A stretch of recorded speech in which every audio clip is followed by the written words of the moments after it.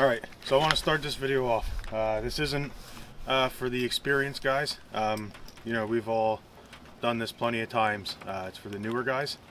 And of course it's going to start raining, so we'll make this quick. The two main things you're going to need to get your first mulch job and to give them a fair, accurate price. You're going to need some sort of pad and paper with a pen. And then you are going to need some sort of measuring device. I would suggest one of these wheel measuring tapes are the best. Much quicker. Whatever you do not show up at someone's house and plan on measuring the mulch bed out with your feet. Tape measures, you know, they get a little weird for turns and all that. So I'll leave a link in the description below on where you get these for a pretty decent price. So definitely you're going to want to start with your pad, paper, and pen, and the wheel. Alright, so first things first, we're going to want to determine the square footage. So we're going to have to measure the length of this bed.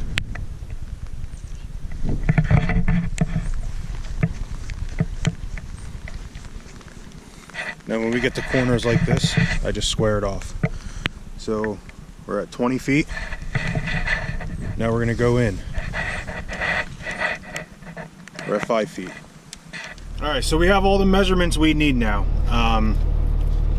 There was 3 sections for this particular property.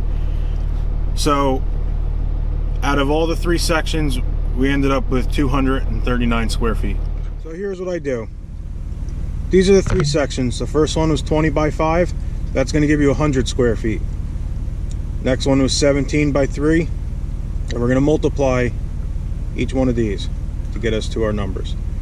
And the last one was 22 feet long by 4 feet deep.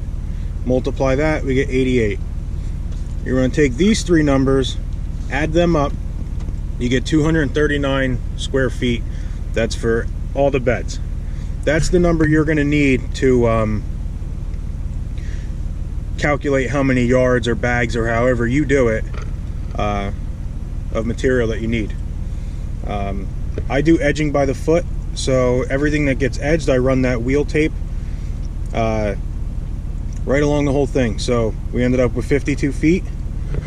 I throw down what type of mulch it is. It's hemlock.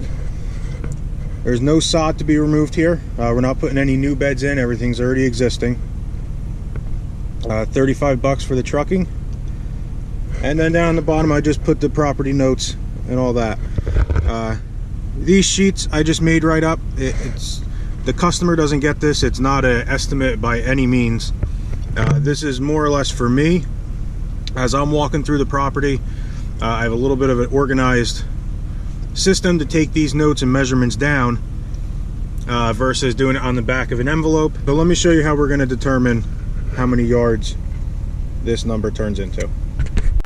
Alright, so I just Google it and use landscape calculator. They have a paid version. I believe it's 20 bucks for the year and offers a couple more different types of measurements for gravel, lawn areas, and such.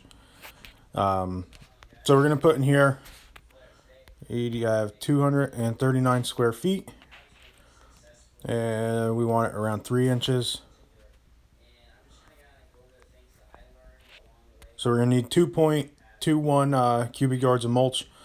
So I would pick up 2.5 yards of mulch and build a customer for 3. This way, if we do go over for whatever reason, the cost is covered. If not, it's you know, a couple extra bucks of profit.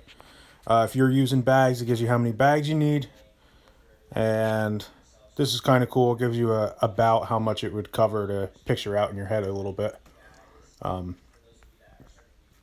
So that's what I use. So those are basically the steps I take when I'm, you know, estimating a property for how much mulch to give. Like I said, the customer doesn't get that sheet. That's for me. I use that. It's a lot of the times when we do estimates, people aren't even home. It's during the day when they're working, we're working, and it's outside their house, so they don't have to be home.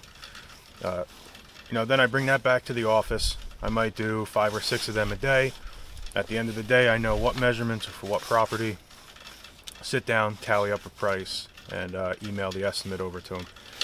So You know, don't overthink it. Your measurements have to be pretty close. They don't have to be accurate, you know, right down to the ½ inch. You know, we're not building a house here. We're just getting a basic square footage of it. And like I said, with that form, it just helps keep everything a little more organized. And because I've done it when I first started, I've put it on the back of envelopes, post-it notes. You get home and you're like, can't find that paper anywhere. You don't know what it was, and now you're guessing. So, like I said, I'll leave the link in the description below for that measuring wheel. Whatever you do, do not go there and measure with your feet. Questions or comments or things that you think I'm leaving out that you do differently, again, we can all learn from each other. So put that down in the comments below. Thanks for watching.